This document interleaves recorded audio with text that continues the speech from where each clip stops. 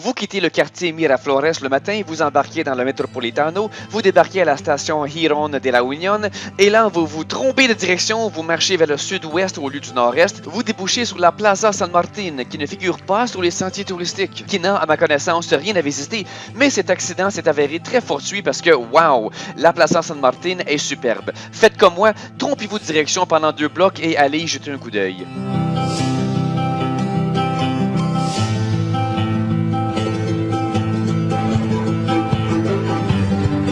Mais là, on retourne vers le nord-est et on arrive à la vraie Plaza de Armas, espagnol pour place d'armes. Il y a une place d'armes dans chaque grande ville sud-américaine, il y en a même une à Montréal. Et aucune n'est aussi grandiose que celle de Lima, sauf peut-être celle de Cusco.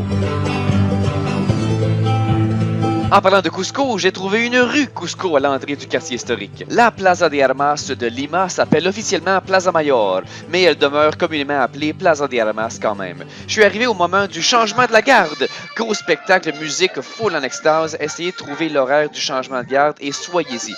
Après tout, c'est pas facile pour la garde de rester planté là sans bouger.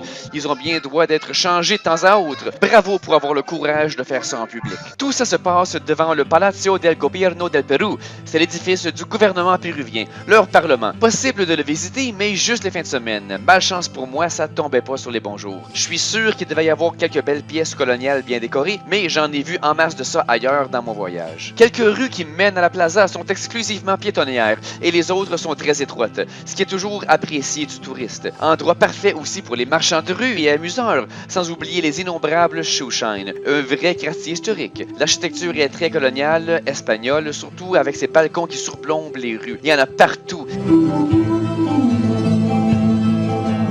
Et les plus beaux sont directement sur la plaza elle-même, accrochés au Palacio Arzobispal. En passant une journée ou deux à la Plaza de Armas de Lima, en explorant toutes ses parures, il faut absolument se promener dans les rues environnantes aussi. Par exemple, en chemin, en marchant le long de la Girón de la Unión, vous allez passer la superbe église La Merced. Ici, entre Girón de la Unión et Girón de Samana, il y a une charmante petite allée qu'on ne voit pas sur Google Maps, mais où il y a de beaux édifices roses et beaucoup de marchands de rue. Mais surtout de l'autre côté de cette allée, il y a la Basilica y Convento de Santo Domingo, elle aussi complètement rose, et ailleurs, la Basilica y Convento de San Francisco, ici.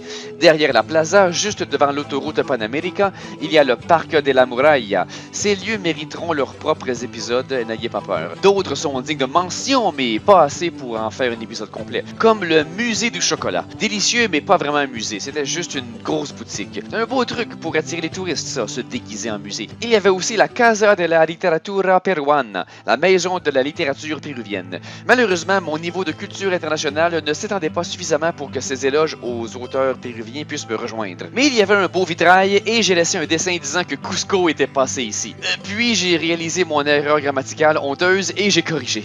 Et c'était très possiblement pas encore parfait. J'ai essayé de visiter une place qui s'appelait la Casa de Aliaga, mais ça n'a pas marché. Extrêmement dur à trouver et apparemment ça me prenait mon propre guide. J'ai trouvé que ça valait la peine de traverser l'autoroute pour aller voir au-delà, mais pas trop parce qu'on s'approche dangereusement des bidonvilles. Parlant des bidonvilles, ça m'amène à la vue qu'on a de la Plaza de Armas. Au nord, on voit cette immense montagne Cerro San Cristobal. C'est beau, mais c'est une fenêtre grande ouverte sur un aspect choc du pays. L'incroyable pauvreté qui règne toujours, malgré des décennies de progrès social. Tous les pays ont de tels secteurs, même les plus évolués, mais c'est pas partout où la pauvreté est aussi visible. Chez nous, c'est plus caché. Merci de votre écoute. J'apprécie énormément vos commentaires, vos abonnements, vos likes, mais de loin, la méthode la plus efficace pour m'encourager est de devenir supporter sur Patreon. Vous m'aiderez alors à travailler sur ces capsules à temps plein et ainsi les produire dans des délais bien plus brefs. Merci, cher public, je fais tout ceci pour vous, mais je fais aussi tout ceci grâce à vous.